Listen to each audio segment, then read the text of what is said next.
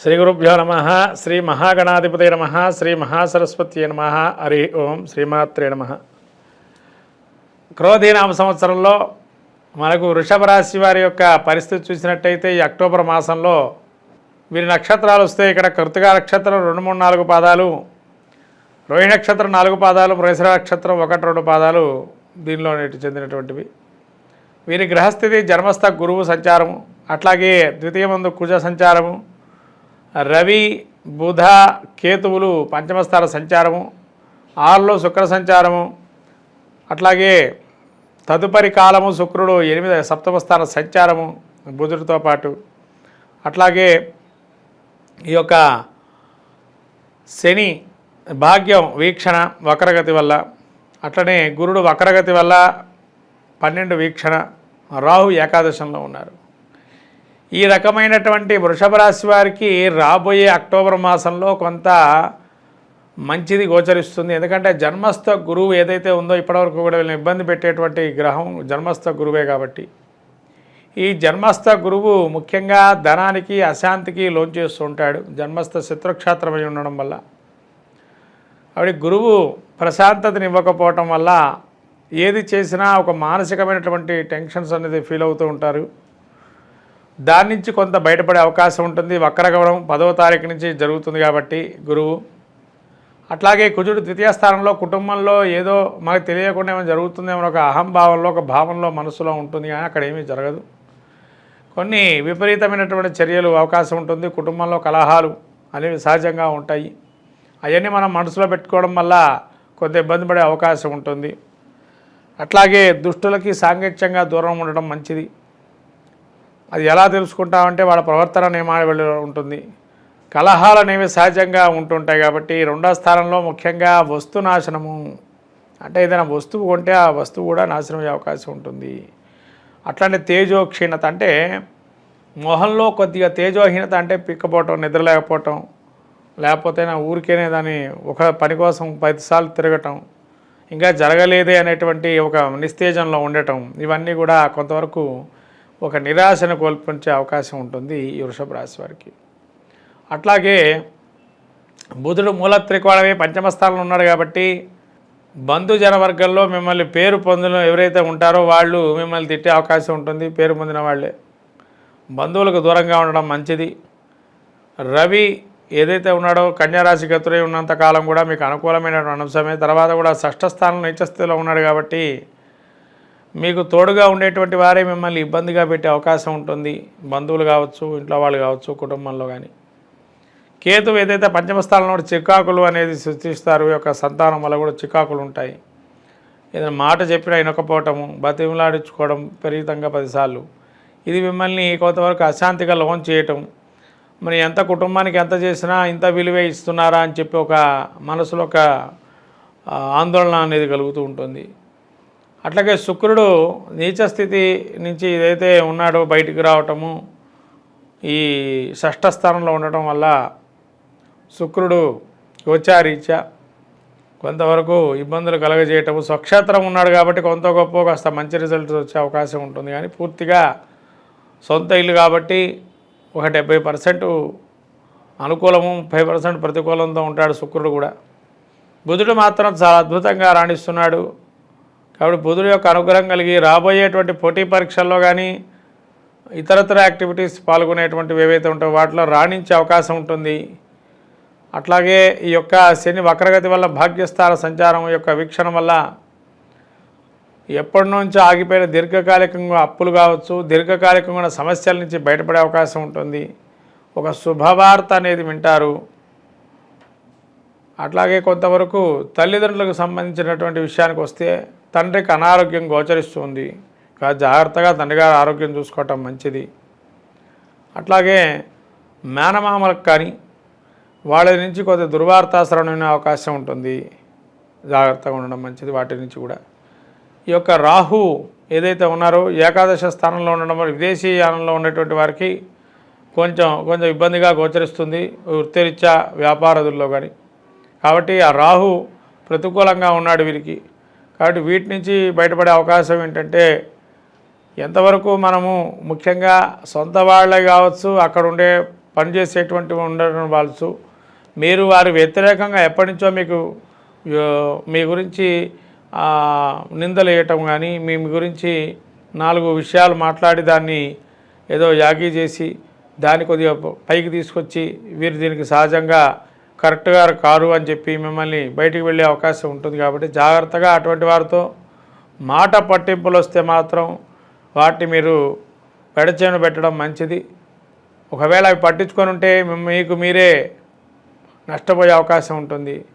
అట్లాగే ఈ యొక్క గురు వక్రగతి వల్ల కొంత అశాంతి వాతావరణం ఏదైతే ఉంటుందో నెమ్మదిగా కాస్త అశాంతి నుంచి బయటపడతారు.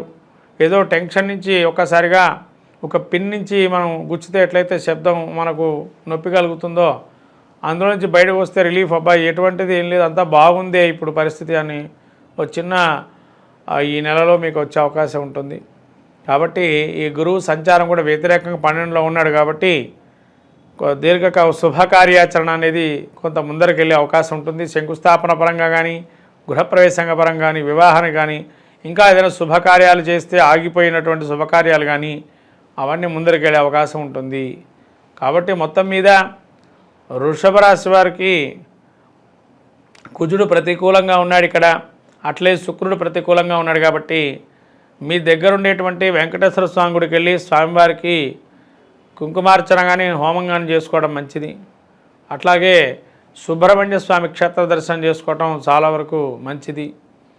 వీరు రాబోయే దసరా నవరాత్రులలో ముఖ్యంగా అమ్మవారి ఆరాధనకి సంబంధించి ఏదైనా కుంకుమ కానీ అమ్మవారి హోమంలకు సంబంధించినటువంటి ద్రవ్యాల్లో కానీ వస్తురూపేణ కానీ సమర్పించితే కనుక ఈ శుక్రుడి యొక్క అనుగ్రహం కలిగి ప్రతికూలంగా ఉండేటువంటి ఫలితాలు కూడా అనుకూలంగా మారుతాయి.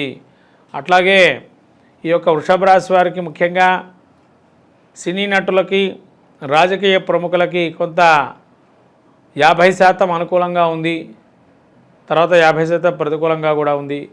విద్యార్థులకి కొంతవరకు వెనకబాటుతనంతో ఉండేటువంటి బుద్ధి, అంటే ఏదైతే చదువుకున్నది గుర్తు లేకపోవటం ఏది జరుగుతుందో అది కొంతవరకు ఈ మాసం నుంచి తొలగే అవకాశం ఉంటుంది.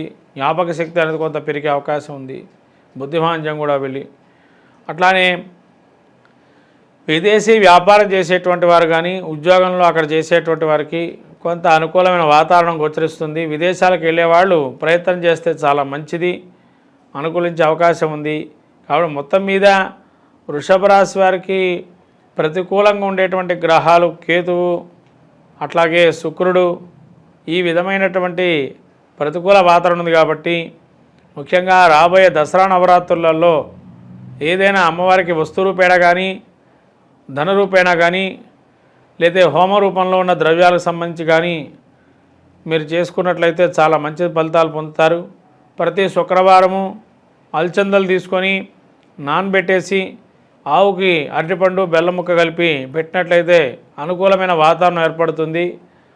రాబోయే రవి నీచస్థితి సంచారం వల్ల కొంత అనారోగ్యం అనేది ఉంది. కాబట్టి ఆదిత్య హృదయ పాలన చేసుకోవటం వల్ల కొంత మానసిక ప్రశాంతత అనేది సాక్షాత్తు రాముల వారి అగస్త్యుడు వాచ వల్ల కలిగింది. కాబట్టి మానసిక ప్రశాంతత పొందుతారు.